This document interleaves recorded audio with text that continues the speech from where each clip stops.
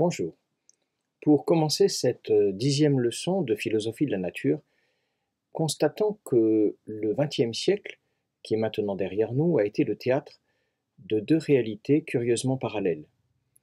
D'une part, il a vu le spectacle de bouleversements considérables touchant l'homme en général, l'humanité, ou bien l'homme en particulier. Qu'on songe par exemple aux guerres mondiales, à l'acquisition de l'indépendance par les anciennes colonies, à la multiplication des démocraties, à l'empire de la technique sur la vie des hommes, à la croissance également homérique de l'athéisme. Bref, il y a eu à l'échelle de la vie des hommes d'immenses bouleversements. Et parallèlement, ont éclos des pensées fondées précisément sur le changement, le bouleversement. On pense naturellement à la philosophie d'Henri Bergson, mais il a emprunté une bonne partie de ses réflexions à Pierre Teilhard de Chardin, qui était lui-même, peut-on dire, en raccourci, un philosophe de l'évolution. On peut inclure à la même époque, dans ce XXe siècle donc, comme philosophie du changement, le marxisme, qui est dialectique, fondé sur le changement qui résulte de la contradiction, et ce marxisme a tout de même en grande partie triomphé sur une partie du monde le plus civilisé. Ce parallèle entre des changements considérables dans l'humanité, d'une part, et la naissance, ou la croissance des philosophies du changement, ce parallèle pourrait faire croire que c'est l'époque qui fait le philosophe, que l'époque de changement a fait des philosophes du changement, et par conséquent que des époques comme l'Antiquité, où les bouleversements ont été moins considérables, ont dû engendrer des philosophes peu sensibles à la prégnance du changement, et par conséquent que Aristote, lui-même par avance antimoderne, ne fut pas un philosophe du changement. C'est l'inverse qui est vrai, dans le sens où Aristote, qui était un grand observateur des réalités de la nature, a compris que le monde change, que beaucoup de choses dans le monde changent, que le changement est un spectacle permanent et qu'à vrai dire, que tout change. Il n'a pas prétendu, comme Bergson, que nous venons de citer, il n'a pas prétendu que, comme Bergson, tout était changement, mais que tout était en changement. La nuance est de taille, car pour Bergson, non seulement tout change, mais le changement constitue la réalité même des choses. Nous y viendrons dans la leçon suivante ou dans celle d'après.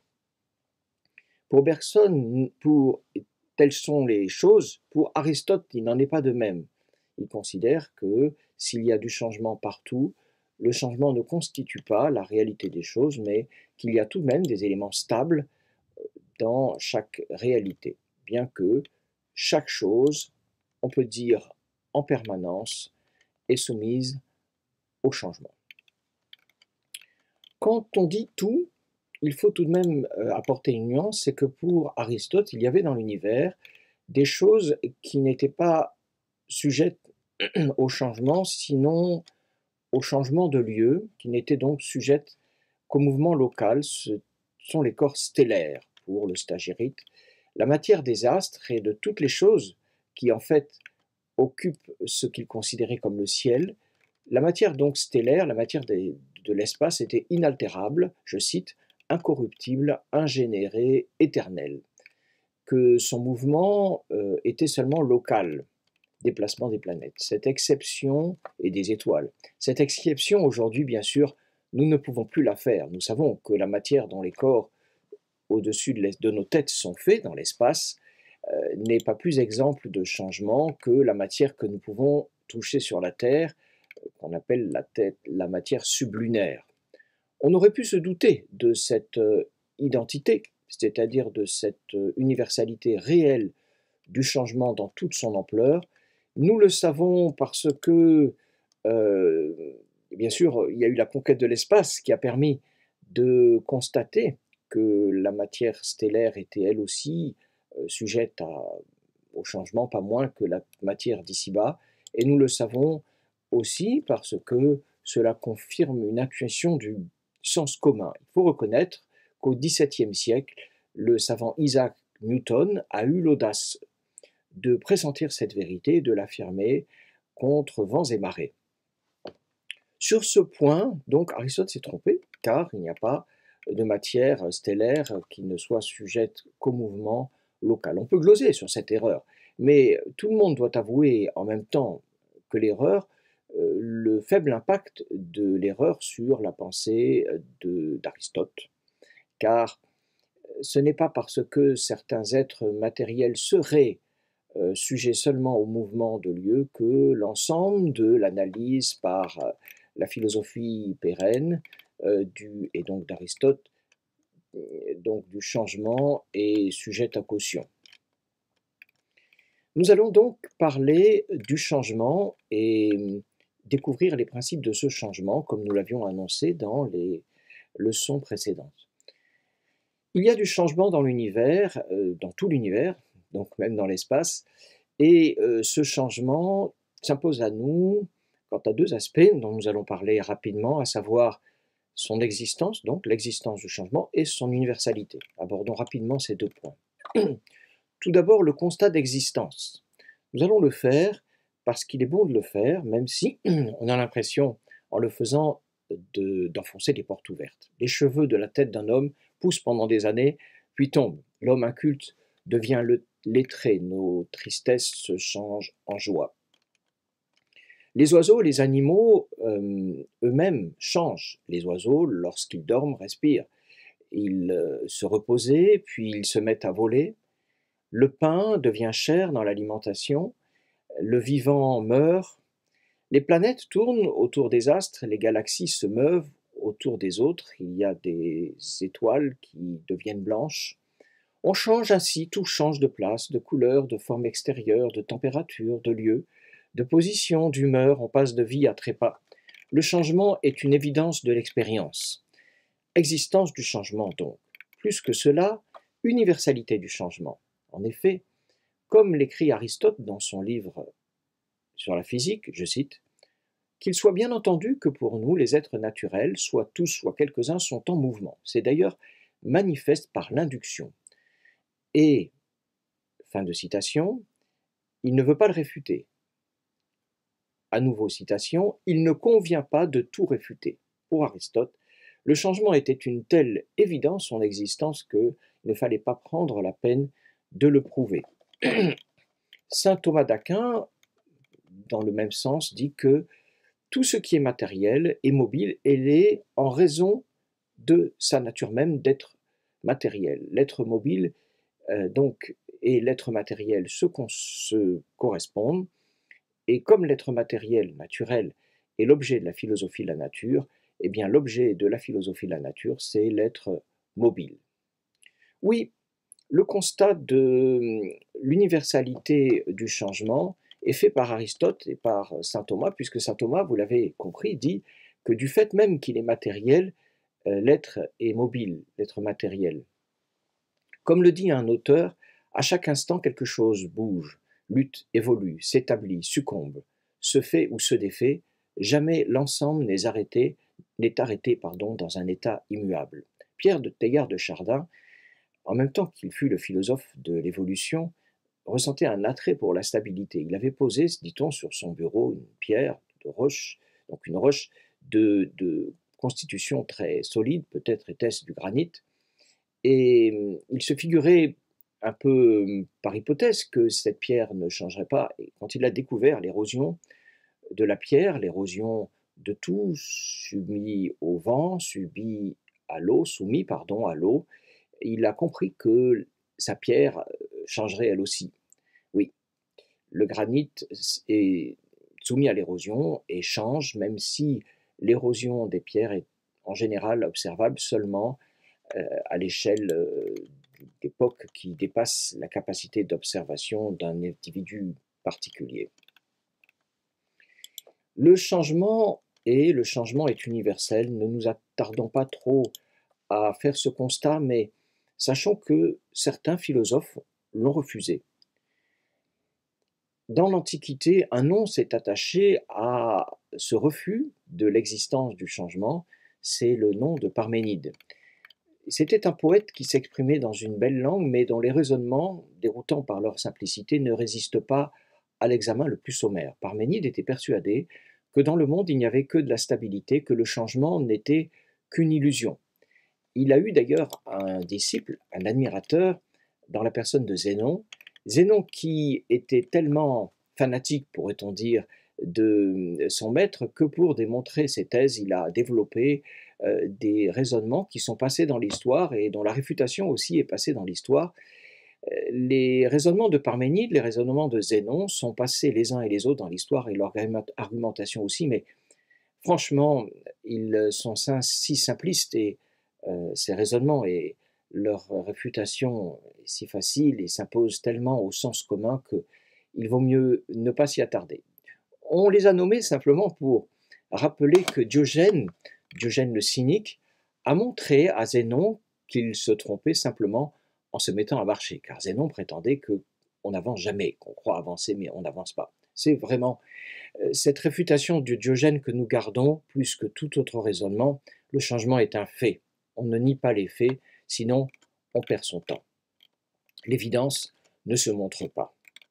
Nous allons donc nous intéresser au changement et tâcher de l'étudier. Et avant de cela, nous allons encore faire deux préalables. Le premier, c'est le choix d'un nom. Le deuxième, c'est une précision sur la méthode. Tout de même, le nom de changement, reconnaissons qu'il a de nombreux synonymes. Ce changement que nous décrivons de façon approximative, comme le passage d'un état dans un autre, eh bien, ce changement est appelé par d'autres mots qui viennent à la rescousse lorsqu'on a envie de varier les plaisirs. On appelle cette chose-là, le passage d'un état dans un autre, devenir, on l'appelle transformation, on l'appelle évolution, on l'appelle modification. Mais ces termes ne conviennent pas à tous les changements si on les regarde de près. Par exemple, la modification ne touche pas tout changement. Ces termes que je viens de citer, la déformation, pardon, le devenir, la transformation, l'évolution, la modification, conviennent plutôt au changement intérieur. D'autres mots sont utilisés pour désigner le changement, comme la mutation et le mouvement, mais cette fois-ci, ils connotent davantage les changements extérieurs, par exemple, changement de lieu. Bref, toutes ces expressions ont l'allure de synonymes, mais ne le sont pas vraiment. Elles ne revêtent pas la généralité que revêt le mot changement. Nous allons donc garder ce mot, même si cette permanence dans le choix du terme sera parfois fastidieuse, elle permet d'être plus précis, plus net, plus exact. Deuxième préambule sur la méthode, comme promis, nous pouvons nous poser la question de la légitimité de cette méthode qui a été annoncée dans les leçons précédentes, à savoir, nous allons étudier le changement pour étudier l'être. Nous allons découvrir les principes de l'être par les principes du changement. Est-ce fondé? Est-il légitime de scruter les principes du devenir, du changement, pardon, pour arriver au principe de l'être? Car le changement n'est pas l'être. Le changement est un passage. L'être est un état. L'un n'est pas l'autre. Est-il légitime d'utiliser ce chemin? Oui, parce que devenir un poussin s'achève quand on est poussin. Devenir vertueux s'achève quand on est vertueux. Le devenir s'achève dans l'être, il termine à lui. Il est finalisé par lui. Le devenir est la voie vers l'être actuel. Par conséquent, si nous découvrons les principes du devenir, nous verrons que nous découvrirons par là même les principes de l'être. Allons-y donc. Nous allons rentrer dans le formel des réflexions d'Aristote, qui ne fait pas dans le romantisme, qui ne fait pas dans la poésie, comme Parménide, qui fait dans l'analyse, aussi sèche soit-elle. Et que dit-il?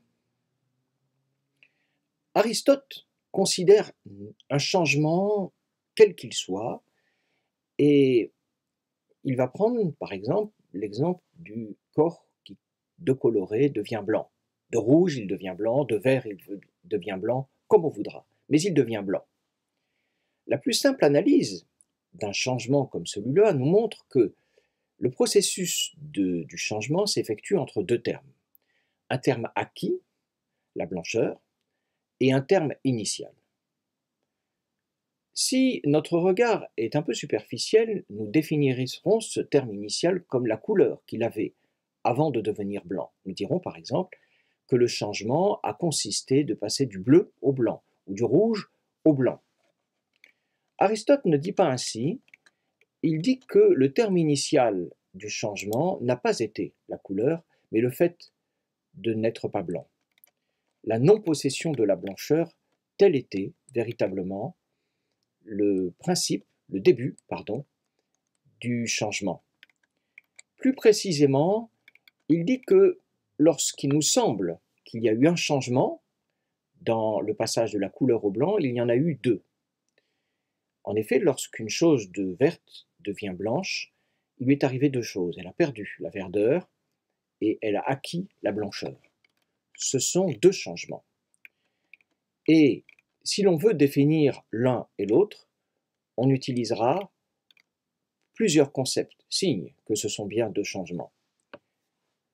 On dira par exemple, pour définir la perte de la verdeur, que le corps était vert et il ne l'est plus. Pour définir le mouvement vers la blancheur, que le corps n'était pas blanc et il est devenu. Ainsi, ayant séparé deux changements qui, à l'examen profond, nous apparaissent effectivement deux et non pas un seul, ayant distingué ces deux changements, Aristote n'en prend qu'un. Et il dit, lorsqu'un corps n'était pas blanc et devient blanc, je vais appeler le fait d'être blanc la forme acquise par ce corps. Et je vais appeler, ce qui est d'ailleurs du bon sens, le fait de n'avoir pas cette qualité, cette chose qui a été acquise, disons cette forme, pour reprendre le vocabulaire adopté. Donc, s'il faut définir ce qui était au début du changement, eh bien, c'est le fait de n'être pas blanc, c'est la négation de blancheur. Le changement est donc le passage d'une négation de blancheur à la blancheur, d'une négation de forme à la forme. Continuons de scruter la chose. Nous remarquons qu'il y a des choses qui ne sont pas ceci, ne sont pas cela, ne sont pas blanches, ne sont pas grandes, ne sont pas vertueuses, ne sont pas à tel endroit, mais qui ne peuvent pas y aller. Lorsque la chose qui était blanche est devenue blanche, lorsque la chose qui n'était pas blanche est devenue blanche, le fait qu'elle le soit devenue montre qu'elle pouvait le devenir. Tandis qu'il y a des choses qui ne deviendront jamais blanches, ou qui n'iront jamais dans tel ou tel lieu. Par conséquent, il ne faut pas dire, affirme Aristote, que le changement consiste simplement dans la négation d'une chose vers la position de cette chose, que le changement ne consiste pas dans le passage du manque pur et simple d'une forme vers une forme, mais dans la privation de la forme. Je veux dire que le changement consiste de la privation de la forme vers la forme. Changer, c'est passer d'une privation vers une forme, et non pas d'une négation vers une forme. Quelle est la différence entre négation et privation? Eh bien, précisément, la privation, c'est la négation d'une forme dans un sujet qui peut avoir la forme, tandis que la négation dit l'absence de forme, que le sujet soit apte à avoir la forme ou pas. L'oiseau ne peut pas devenir un chêne. Le gland peut devenir un chêne. Nous voyons des glands qui deviennent des chênes, nous ne voyons pas d'oiseaux qui deviennent des chênes. L'oiseau n'est jamais chêne. En lui, il y a la négation d'être chêne. Le gland devient parfois chêne. Il y a en lui, donc, l'absence d'être chêne lorsqu'il n'est encore que gland, mais aussi la possibilité de devenir chêne. Et la négation de devenir chêne dans un gland, donc, ne doit pas être appelée négation pure et simple, mais privation. La privation, c'est la négation d'une certaine façon d'être, d'une forme dans un sujet qui n'a pas cette forme, évidemment, sinon il n'y aurait pas la négation, mais qui peut l'acquérir. La preuve en est, c'est qu'il l'acquiert. Ainsi, Aristote définit Le changement, disons définissons pour ne pas couper les cheveux en quatre, il définit le changement comme le passage de la privation d'une forme vers une forme.